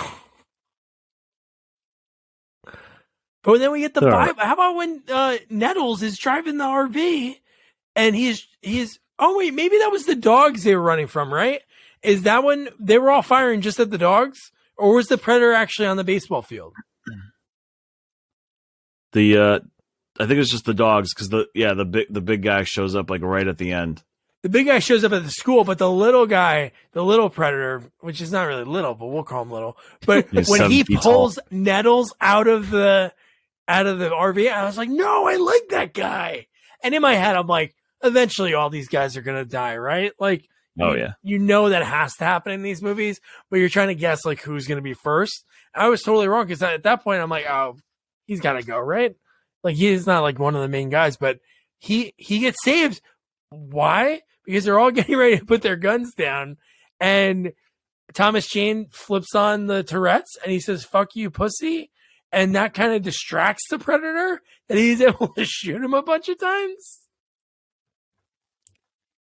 This is dumb. Like it makes no sense. Yeah. Like was in the first movie what? Well, I hate going back to it, but even the second one, were they like cautious with vulnerable people? Yes. Yeah, Well, they were. They, Okay. they have their set of rules. It's been expanded on a little bit with each movie, but for the most part, nothing's really changed. Nothing really changed until this one, where we started getting into like the weird DNA harvesting and stuff. So they really brought it out this one. Yeah. So it's always been like for example, like in the first one, there's like the woman that they have that they took from like the enemy camp, and she's like handcuffed. She never has a weapon. Yep. And the only time the Predator goes to fire at her is when she picks up a gun, and Arnold like smacks it out of her hand. He's like, no, it won't kill you if you're not armed. So like just from that on, that was like the basis of that, and that it's been expanded on, but. You know, it's funny. Like, I mean, every time I've seen that movie, and I've seen it so many times, I never thought of it as that. I'd have to see it again. Yeah, same thing with like Billy standing up to it at the end. He like throws. Yeah, but he gets killed on the log? Yeah, but he have a throws all weapon. his weapons away except for the knife. The knife. Yeah. And the Predator sees him. Billy, sees him as like a worthy opponent, so he doesn't just shoot him or blast him. They actually are supposed to have fought. And that's why in in that one, he actually takes Billy's skull as the trophy. He's the one person that he kills that he takes a trophy from because he respects him. Oh wow! Yeah. Billy gets that deleted scene. Billy gets yeah. So then when they're in the school, and again, I know we mentioned it so many times, but I was so much They were walking into a school. How they get into the school? Well, that's true. How did they get in the school? They must have knocked on the door for the janitor. That's true. I didn't even think about that. But the fact they're in the school and then you see like the predator stalking the windows and then he sneaks up on them. When he has McKenna choked out, you're like, he's going to have to get out of this. How's it going to happen? I'm telling you, my jaw hit the ground. When when something ripped it out of the window, I'm like, what could that be? Like they showed you pretty quick of what it was, but I'm like, what the hell was that? And then you see it standing there. A ginormous predator that pretty much within seconds kicks the shit out of him because the little one shoots a few times, but he misses them and blows up the school. So a lot of damage going on in this town. Like, I was actually sad when a little predator died. Oh, the way he died too. What an embarrassment. I wanted him to fight the big one. Yeah, and honestly, other than the first movie, there's always been like a predator character that kind of borderlines on good. So it felt like, oh, this is going to be like the hero predator of this movie. Yep. Then dead. Which I will say, like you said, with the bigger predator, like pulling it through the window and like you see him like fight for a little bit. Good. Great. It was done better in the last movie. Oh, they did the same thing? Well, in the third movie, there's, like I said, there's multiple factions and you see like a bigger one. I don't think he's this big, but he's big. There's clearly a size difference, and they fight, and it's a whole thing. But there's good stuff in this movie, but it's a bad movie. They could have done the old like knockout, and then the big predator sees maybe Rory. Oh, that's a kid I was talking to. That was a kid I was texting. Isn't it funny? His name's Predator. And he was texting a little kid pretty much or emailing back and forth. Where's Chris? Hi, I'm Chris Hansen. Hi, I'm Chris Hansen. But no, they could have done the old like, oh, that predator gets like thrown. But they didn't even want you to even think that the little predator was alive. So he rips his head off and his spinal cord's attached. And he holds it up. Yep. And then he does like this like Jason Voorhees, like leather face, like slow walk for a second, just staring at the Winnebago. And I love they're all like, what the hell was that? What the hell is that thing? Oh, yeah, I thought he was gonna start running after them, and he just stands. Me too. There. No, I thought that was gonna. I guess it was too early for that, like the whole shit to hit the fan. But no, that was man. I love that scene. That was cool. Just to see, how big do you think he was? Like 10 feet. I mean, if the other he's supposed to be like 10 or 11 feet tall. Because the regular predators are supposed to be like 7 feet, and the actors they get are like 7 feet tall. Yeah. Wow. And then this is where we cut to Traeger. He's looking at the dead predator's body. They got it pretty quick. The fact that he's looking at it and he's talking about, and then he's telling us, oh, he's the big one's the tracker. So the little one was the runner. He was trying to help us out. Just like so like, how do you know about the big one? I don't know. They know so much. I guess I have no idea. They know so much, but then why do they need Olivia? Why do they leave the scientist doctor? I don't know. Why did they even? Yeah, you're saying why they need her? Yeah, that's true. Essentially, she knew nothing. He knows about everything. It. Yeah, essentially, she had no knowledge. Her first reaction was like, "Oh my god, this is real." I knew it, and it's like, wait, well, then why are you? She was only there for 5 minutes before all hell broke loose. Oh my god! And then how about the nettles when he's hitting on Olivia Munn? He goes, we have a lot in common. I like music. You like music. You like music, right? Like, I definitely think he might be the craziest. He one. almost dies, and then minutes later, he's like, "I'm gonna try to get some." I think this is the opportunity to hit on this girl and try to ask her out. Like, this is the moment. He couldn't. Who is he? Like he looks familiar. He does look. He really does look. He actually. It's definitely not him, but he looks like. If you ever watch Broad City, he looks like their one friend on that show. Definitely not him, but just the way he played this character, like he was funny, and his demise was crazy too. At the end of the movie, at the end of the movie, it was so over the top, but just the way these people went out, you're like, holy shit! Like a lot went into it. Like really. Yeah, I have a problem with that too. It felt like so tacked on at the end. Like you introduced all these guys throughout the movie, and then it kind of felt like, oh, we forgot to kill some of them. Oh, so they all died all at once within 5 minutes of each other. Yes, I agree. I think one of them should have died like 20 minutes earlier. You should have lost one at the school, someone at the field or what, because up till the end, it doesn't. There's no stakes. Like there are, but it never feels like anything real is going to happen because they get away from the military base, they get away from the smaller predator, they get away from the bigger predator, they get back to the house. Like they're getting everywhere they need to go, and nothing's really stopping them. They shoot at the dogs, they do this, they do that, but it's like there's no stakes until the end. Yeah, and then everyone starts getting blown up or chopped up or whatever. Jumping on the predator's back, jumping into starship engines. Wait, not even jumping on the predator's back, on fire predator's back. It's like I want to die. Listen, these guys are crazy. I don't think they're not crazy. that crazy. No way. There's no way anybody with just a knife. No. Yeah, no. So then at this point, this Traeger and the FBI find them. They're one-on-one, trying to get more information from Dr. Brackett. And I think he even apologizes for oh, I'm sorry that I was going to kill you. This guy is so, Egan said, the character just sucks. I think maybe the way he wanted to try too hard. Yeah, it was just trying to be too much of a dick. I feel like that had to have been the direction he was given because Sterling K. Brown's a great actor. Great actor, yeah. He's in a ton of stuff. So But does he normally play?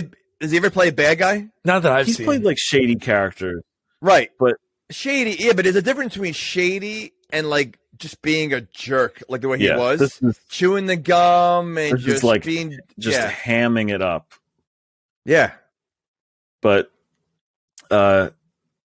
yeah. So for when the first time I saw this movie, as soon as he walks on screen, I'm like, oh, awesome, another great actor in this movie. And then immediately I was like, oh, fuck, here we go. Yeah, because when I saw when this movie first was getting made, I remember looking at the cast. I'm like, wow, these are some pretty good people. But and because and because the third movie's really solid, I was like, okay, cool. We're getting another Predator movie. They wait almost within the storyline, they wait 10 years to make a movie. Yeah. And each one's been pretty good so far. So I was like, all right, I'm in, Was this the last one? This is the last one, yeah. They did maybe? Well, there is a new one coming out direct to Hulu. Oh, okay. It's a prequel and it's called Prey. Instead of Predator. Okay. Prey. So he was bullied and then he turned into the bully. The Predator. He was picked on in school, and then he was like, "Hey, I'm not going to take any shit anymore." And that's when it all flipped. I think it's set a long time ago, it's like Native Americans or something fighting. Oh my gosh. How funny is it if we saw him in a classroom? Yes, with the helmet on. It's a look. Oh my god! And he's getting picked on. we only see their homeworld once. And it's in one of the AVP movies. Oh, really? Yeah. No, I did. All the fight scenes in this movie, I think there wasn't a lot of them, really, time wise. But when they're at McKenna's ex-wife's house, that was pretty badass. When the Predator just starts ripping people up, he even cuts the guy through the. So does the Predator have Freddy Krueger blades or something on his hand? He has the blades that come out of the gauntlet. Oh, dude, that was insane. Like Assassin's That's Creed. like the Predator's like famous weapon. Oh, dude, that looks so cool. Because it looks so long. It almost looks like it went through the guy's entire body.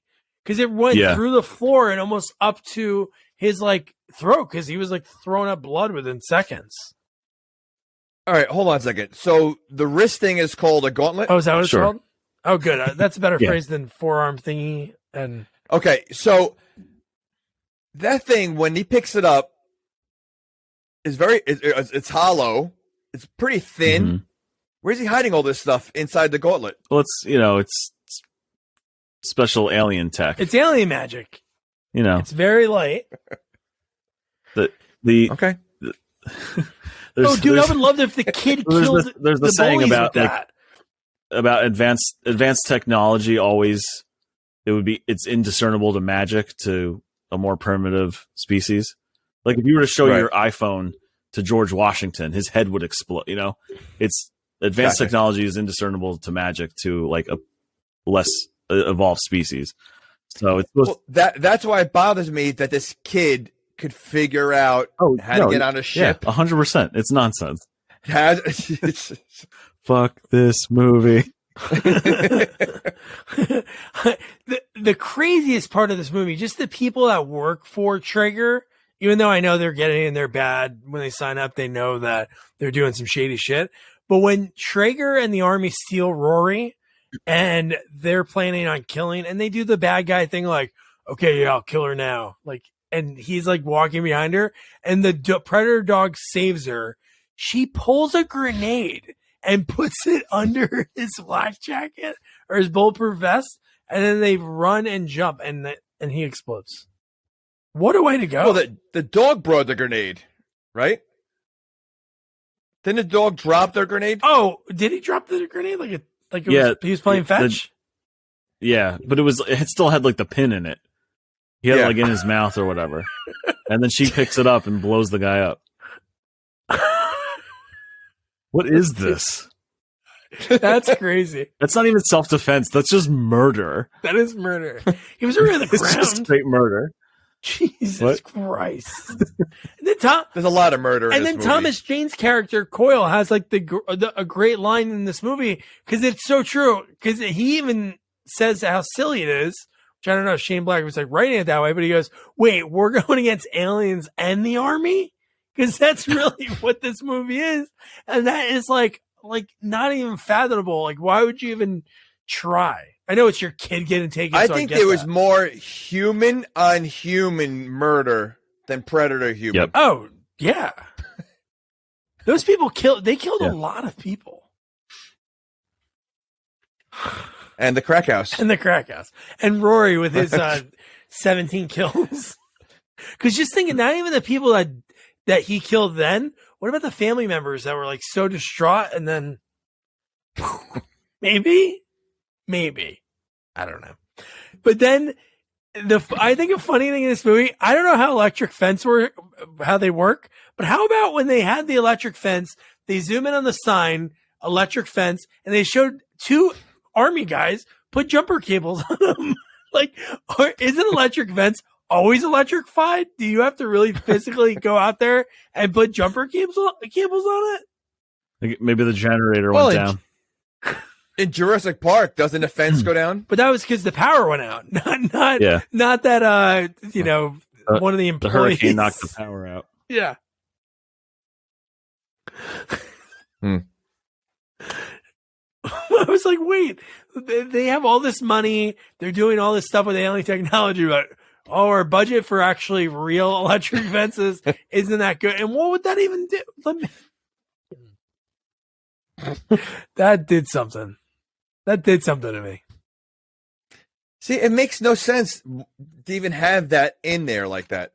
It's filler. Oh, yeah. That was, and then how about Traeger, how shitty he is to Rory? When Rory's like, my dad's going to get you. He's going to come and save me. And he does a little kid voice back to him. And he goes, your dad has to be the dumbest motherfucker alive. Like in a kid's voice. I'm like, whoa, dude. He wants to be the most evil guy in a movie of all time for him just to not even kidnap this kid and going to use, really basically not care if this kid dies or not, and then tries to kill the kid later. Just, God, treats his kid like shit. He does. Terrible. Yeah. Got nothing to add to that. Well, the kid is a murderer. The kid is a murderer. I guess it would be okay, right? Right, that's okay. The sequel should be the trial. The sequel to this movie should God. be Rory's murder trial. Like a court TV, the 1 hour TV movie, and it's just like his murder trial because really, he's a murderer. Yeah. Actually, and real quick, we never really touched on the fact that Rory's played by Oscar nominee Jacob Trembley.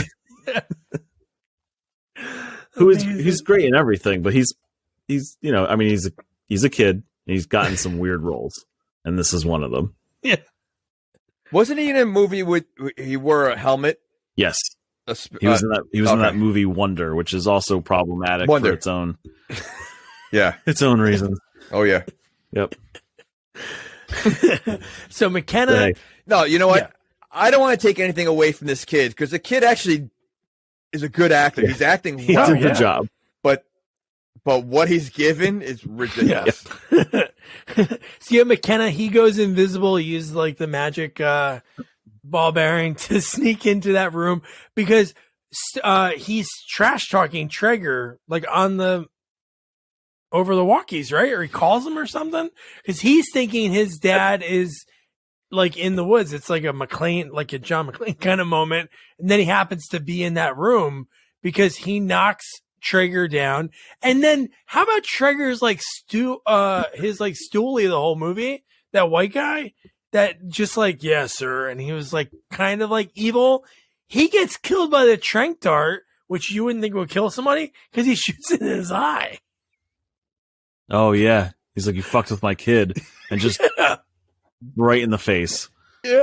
Well, we also skipped over the fact that he went to the bathroom earlier to, I guess, puke up the ball.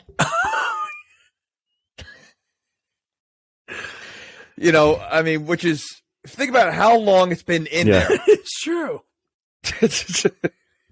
Where's the It's Dookie clip? Wait, did he not have a BM in like, how many days was it since the desert when he took that shot? He was waiting for that exact moment. He held it in. And I guess it's better a puke scene rather than him picking it out of his shit, like in Cheech and Chong Up in Smoke. Like, but you think about, I'm surprised Shane Black didn't write it. Metal. Yeah. He swallowed metal. Yeah. And it's been sitting there like. Maybe So stupid. I don't know. Maybe his body was like, no, this is too big. It's too big. He stayed in his stomach. We're gonna keep this in here. We need a biologist. If there's a biologist listening, and follow us on Twitter, sequels only, and tell us if I swallow a big metal ball, would it come out of my ass, or we're just hanging out, set up shop. And how long can it last there without a BM? Without a BM, yeah.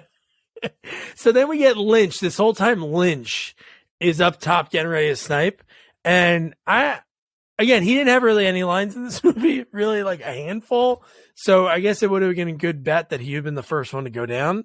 But when you see the triangle, the 3 dots, yeah, he was the first one to go. The Predator was up there ready to raise some hell. Yep. See, how much, what is it, about 20 minutes left in this movie? Yeah, and this like is where 20, 30 minutes. They pack in so much. Yep. Oh, yeah, dude. This is like the point where you also can really tell how this thing must have been just chopped and re-edited and changed, because the movie's almost 2 hours, but the amount of stuff we get in it feels like it could be like a 90-minute movie, an 80-minute movie. Yeah. There's so much like just filler and like the motel scene, the house, it's all the same stuff over and over again, and then they just cram it all into this like the last like 20 minutes, and it just feels bottom heavy. It's bizarre. Yes. But if you told me this was an 80-minute movie, I'd believe you. But it's almost 2 hours. Yeah. What was the original cut? Like 2.5? Like it had to have been some like Oof, thank goodness it wasn't. But another, like, again, there's a handful. There's so many lines in this movie. Like, they had to try to have these like memorable lines. Some just fall flat. But I did like the one when they're all like, the big predators like ripping everybody up, killing a ton of people, and then it's really just the 6 and the 7. And I love when Trigger's like, McKenna, be reasonable. It's 7 of us and 6 of you. Then a sniper shot takes out the one guy and he goes, "Where'd you do math?" See, like, I don't know. Some of those lines are good, but I think it's just the fact that when there's so many of them, they don't land as well because you're like, oh, that's funny. It's like a comedian that has 50% of their jokes that are funny. They're not going to be funny because you're not like, it's not like that continuing roller coaster of, you know. That's what it is. It was just overkill. It was way too many. Or it's like, or if you have like dialogue that's really on fire, like for example, like a John Wick movie where there might be like, let's say there's 15 one-liners in a John Wick movie, right? At least 10 or 12 of them are top notch.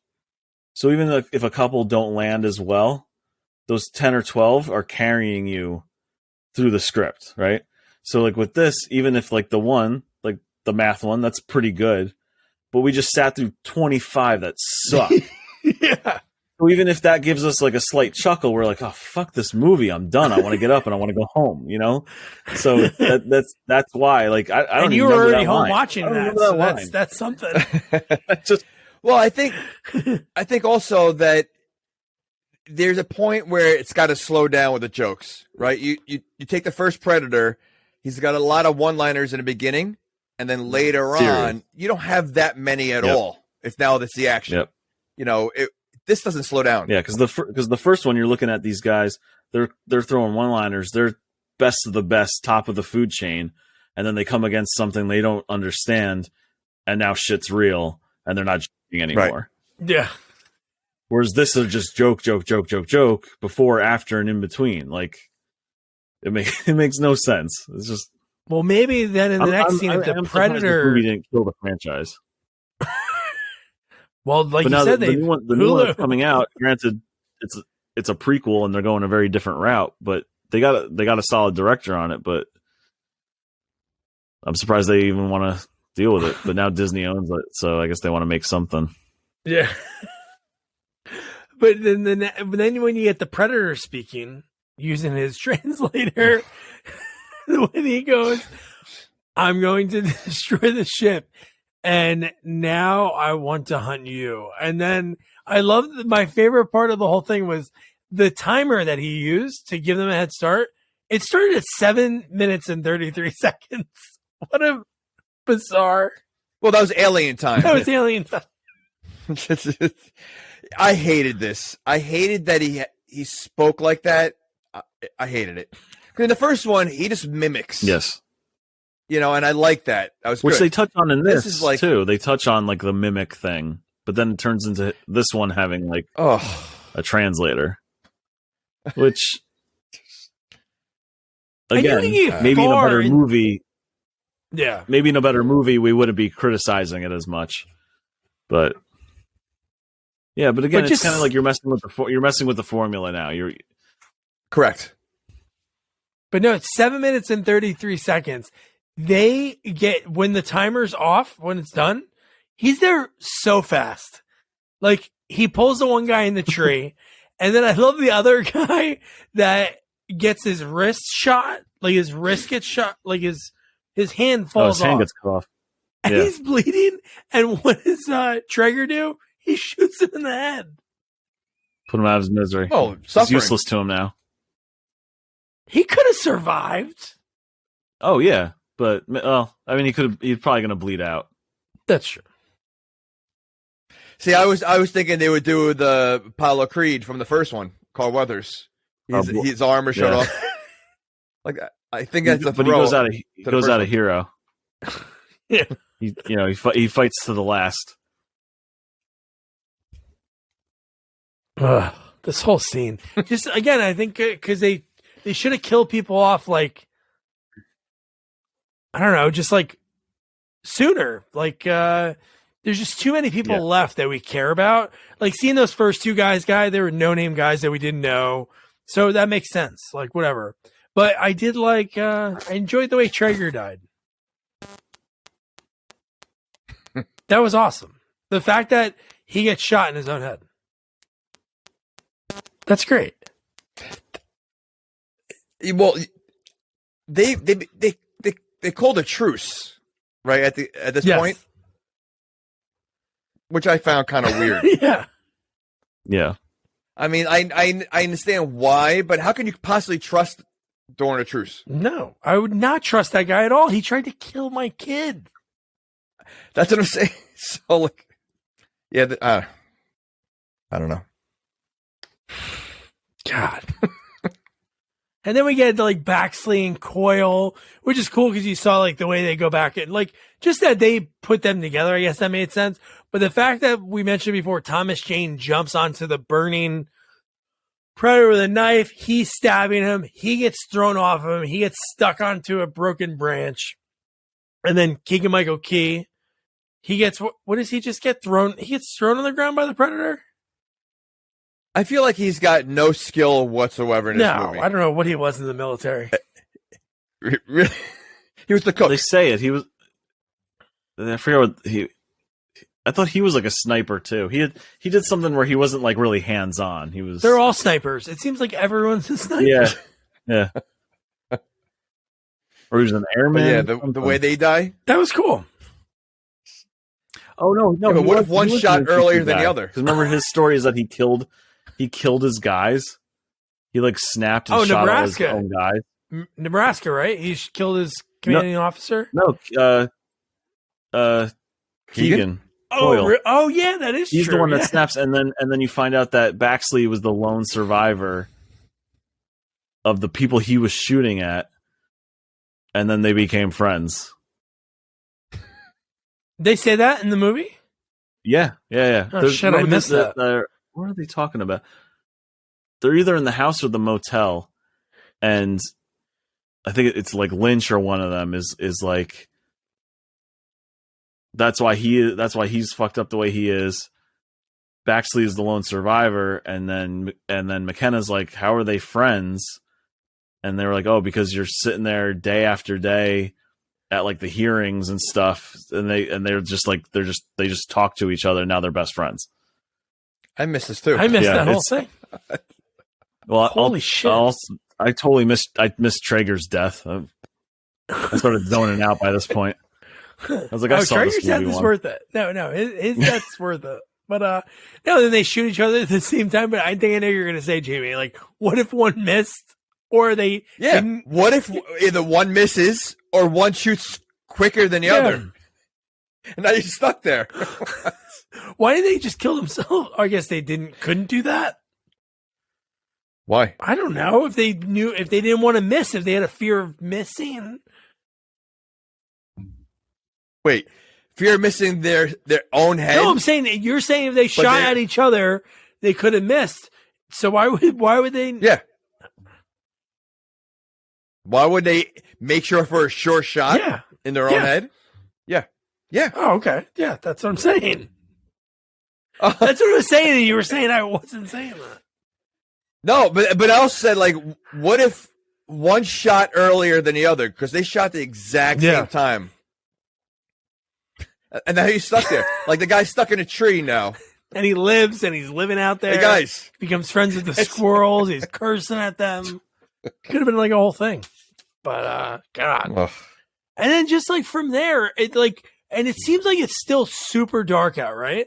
Because then like right after this, when they're walking through the woods, it's daytime. Because right from here is where we get the force field. Yeah, dude, they're already on the ship. Like, can you breathe? Do you think you could breathe under a force field?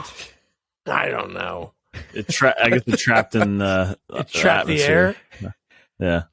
I mean, that's ridiculous. That whole scene. So the Predator steals Rory for what reason? I don't know. Does he's like, well, this kid knows the technology, or is he taking him because he's so smart and he's like a perfect specimen? Is that like the human DNA that they want to steal? Is that That's what I was thinking. Oh, yeah, they do. God, they go into that too. I forget the line that Olivia Munn has about, again, this so cringy and so. I don't always like to use the word problematic because it's kind of thrown around a lot, but yeah. Saying that this kid with autism, or that some people, and this is actually a true thing. There are some scientists that think that autism is the next step in evolution. But that's kind of been... That's what she said. Even by the time this movie came out, which was 5 years ago or so, that was already kind of being like frowned upon. So again, let's run with it. Let's not take it out of the movie. But yeah, within seconds they're on the ship. That's exactly why he's taking him. Yeah, so they get on the ship pretty quick, right? Like he's flying the ship right from that same area they're in. But man, when that force field comes on, and Nettles. What a way to go for Nettles. He had split right. And he's like, and his face, you feel it. He did that in some studio, green screen all around him. That was actually pretty good because his reaction was like, oh no. And then he just his half body, like Lance Hendrickson in Aliens, he's just like a torso falling off this thing like a slide. Just leaving blood all behind him down the shield. God, but what Nebraska does, I think that's why so badass, because he was going to die anyway, because the ship was obviously just going up and up and up, and he was going to die. But the fact that he dives into the friggin' engine or into the turbine, that was just good aim. Good. Oh yeah, that was really good. Do they practice that in the military? Do they do like drills like that? I would say his death and Nettles are probably the only two that I kind of feel bad about. Yeah, but he was suicidal anyway, wasn't he? Yeah. Nebraska? Yeah. Oh, yeah. So, Nettles, he's just a different breed. He did everything in this movie, really. He had a great speech. He shot his shot with the doctor, and he went out on top. Well, not on top. Well, his top torso went out, but his legs are still with the ship. He literally went out on top. He did. So then we get McKenna. He gets into the ship, and then and then pretty quickly, he gets done. So then this whole final, you always hope in movies like this when you see him that the final fight scene is gonna be something. It was just so quick. Maybe because of the cuts, Egan was saying, but it happened so fast. This whole final thing, because I have 4 notes about the whole thing. It went from him he gets dumped out, the ship crashed, he has a handgun going against the Predator, and then who saves him? Dr. Beckett knows how to use the invisible ball. When did he teach her about that? Did the dog teach her? Well, no one taught him how to use it. Well, he did it by accident. The ball fell in his hand and he realized he went invisible. But he didn't give her that knowledge, for her to be able to use that. But I did like that he used the guy's arm against himself because his arm gets chopped off. I guess that's something. But it is so quick. You just hope that, I don't know, just that it's worth it. Whenever you watch any movie of this caliber or suspense or thriller, you're like, I want the end to pay off. And no, it did not. I just don't think he's the kind of actor / character that would have a good standoff with that Predator anyway. Yeah, no, agreed. It just doesn't fit. And he turns into a paraplegic. He's just laying there and he goes, "What are you?" And the Predator mumbles and he goes, "Shut the fuck up." And he shoots him in the head. That's what we're getting now? I hated that so much. Yeah. So did I. Because it was it's that thing where it's talking directly to you, the audience, of, yeah, we know you've seen the better version of this, and we're gonna make a joke out of it. Yeah. So instead of the back and forth like Arnold and the Predator have in the first one, this is just, oh, I shot you in the head, you're dead. Yeah. Wink, wink. Fuck you, I've got your $10. Oh God! And then the first Predator leaves the plans on how to save Earth. Leaves a gift. Yeah. Like it. Oh, I hated that. The suit, and then his final line in the movie. Oh, suit. This is my new suit. And Bubba. having the fact that and you have the autistic kid working for NASA. Oh my God! Yes, he has his own desk. And what's even crazier, maybe the dad was just playing off. He was like surprised to see him at that desk. Yeah. Hey, nice. Oh, you're here? desk. Oh, He's with the doctor. I'm surprised now. he didn't. I'm surprised he didn't walk up to him and go, "Hey, son, working hard or hardly working?" excuse me, I go by doctor. So So once we get to the end, I have some info on this that's end the end. sequence I here. think that is the end. That is the end. The thing with the pod and everything. Oh no! What was it with the pod? Was that's when Rory was in the pod, right? When they found him. No, the thing in the lab at the end. Oh, did I turn it off too fast? Oh, tell us. That's The scene where Rory's at the desk.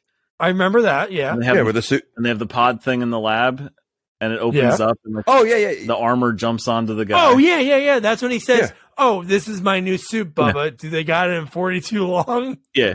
So that sequence was originally going to end differently. I don't know where it's changed or when it changed. At one point, it was going to be one of the versions of bringing Arnold into the movie. Arnold was going to be in the pod thing. Like, I don't know if he was going to be like frozen or like in the armor and whatever. Then at one point, it was supposed to be, wait for it, Jesse the Body Ellen Ventura. Ripley from Alien. What? Who? Ripley? Yeah. So let's put that in perspective. all of the Predator movies are set in the year that they came out. Yeah. Except for the second one, they bumped it up a few years. But it's like 87, 97, 2010, 2018. The first Alien is set in 2122. Oh, I was way off. The second one is 2179 after she comes out of the the sleeper thing. Cryogenic. Yeah. Then the third one's right after that. The third, spoiler alert for a 30-year-old movie, but Ellen Ripley dies at the end of Alien 3. And is cloned in Alien Resurrection 300 years later. So about 2379, somewhere around there. So you're saying it would make sense for her to be there? It would make all the sense in the world. For her to come from the year 2379 as a clone and show up in 2018. Because then they would have to introduce time travel. And not only that, I think they wanted Ripley, and at one point they also wanted an adult Newt to show up too, which does not make sense in its own way. And they voted against this? Not only I think did someone say this makes no sense, I'm pretty sure Sigourney Weaver said no. And she will say yes to almost anything now. Oh man. Could you imagine that? Can you imagine? Oh man.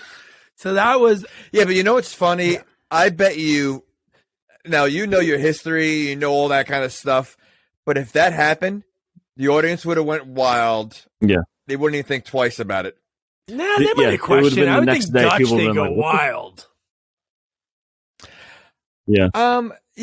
Dutch would they go wild, but now you're seeing a big crossover. Like I don't think people would. Well, I think they would. It's the shock value. That's the thing too, is that would have had to been a jumping off point for redoing like an Alien versus Predator storyline, because the two Alien versus Predator movies that came out are basically multi-million-dollar fan fiction at this point. Because that's true too. Because of what Ridley Scott did with Prometheus and Alien Covenant, the alien origin stuff in that completely negates the AVP movies, because the AVP movies go into like the past of the Alien and the Predator and stuff. So those movies, this would have had to have been like a jumping off point to start a whole new spin-off franchise. On top of not making any sense. Let's just be glad they didn't. Yeah. Hey, well, we need all the sequels we can get, man. But now we're getting what sounds to be a good prequel for Predator on Hulu sometime this year. And of course, now I can't remember his name, but the guy that created the Fargo TV series, Noah Hawley, the Fargo TV series, and that series Legion. It was an X-Men spinoff on FX. Yep. He's doing an Alien series also on Hulu. It was supposed to come out this year, but with COVID delays and such, I think it's coming out next year. So we've got a good director on the Predator movie and a good showrunner on an Alien show. That's awesome. I'm keeping my fingers crossed that these franchises get the right treatment. Yeah, exactly. Because they're starting to get all over the place. Well, that was the Predator, and let's go with our guest first. Would you recommend somebody to watch this crazy movie? No. I think it's a really bad movie. I think that Shane Black's prime is well past him. He's directed 2 good movies. He's directed Kiss Kiss Bang Bang and The Nice Guys, which have divisive opinions about them, but they're good. They're definitely good movies. But I think his really good script writing is well behind him. I can't believe Fred Decker was a writer on this either. I think that guy's been in director jail since '87. So, well, and then RoboCop 3, that was like what really ended him. Oh, that's what killed it. Yeah, that was his last chance. So I think it's 2 guys. Yeah. I think it's 2 guys just like living in the past, and their sense of humor and their writing skills they just haven't upgraded. They haven't updated themselves. So I think if you're a completist for the series and the franchise, if you're like a mega fan, you're probably going to watch it, or you've probably seen it. But if you're going in, you're like, oh, what's this Predator stuff all about?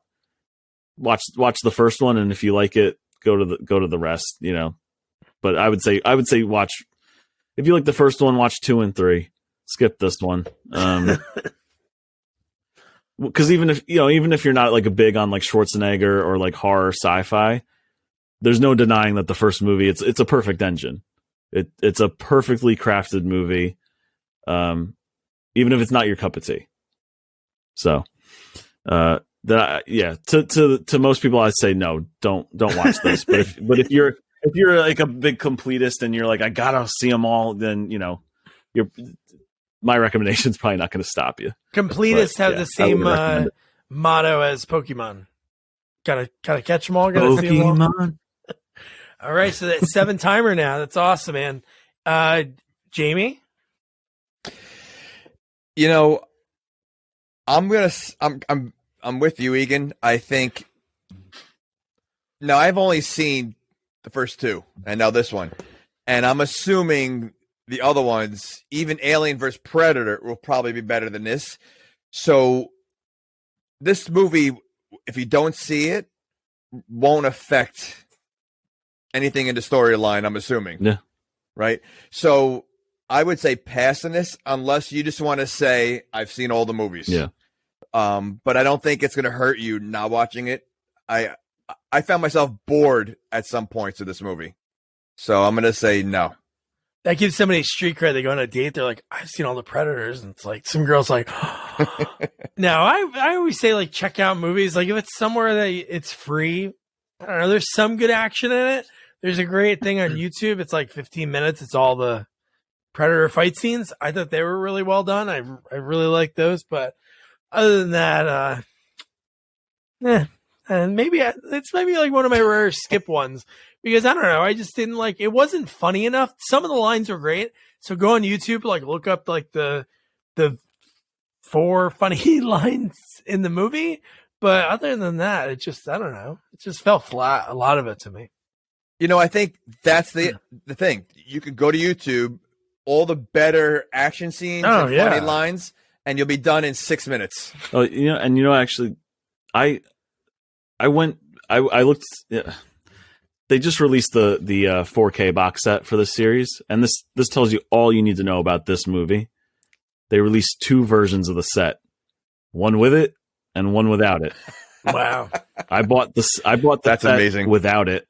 So to watch it, I was looking at like all the streamers and stuff. You had to pay for it everywhere. I don't know how you guys watched it, but I went to the library and picked up a copy, so I didn't have to pay any money. Good old Support library. your local library. Support your local library.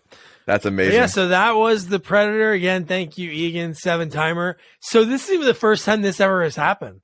So I don't have an interview in the can yet for Friday the 13th. That's coming up. But I have a few feelers out there.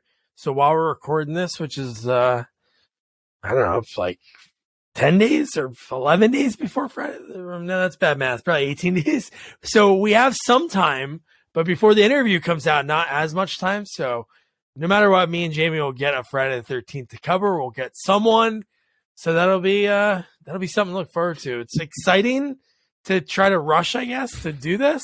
I have one lined up, and I hope she comes through. But we'll see. But again, don't forget to review, rate, share our podcast. Follow us on all social media at Sequels Only. And don't forget to check out our website, sequelsonly.com. Good night. Good night. Good night.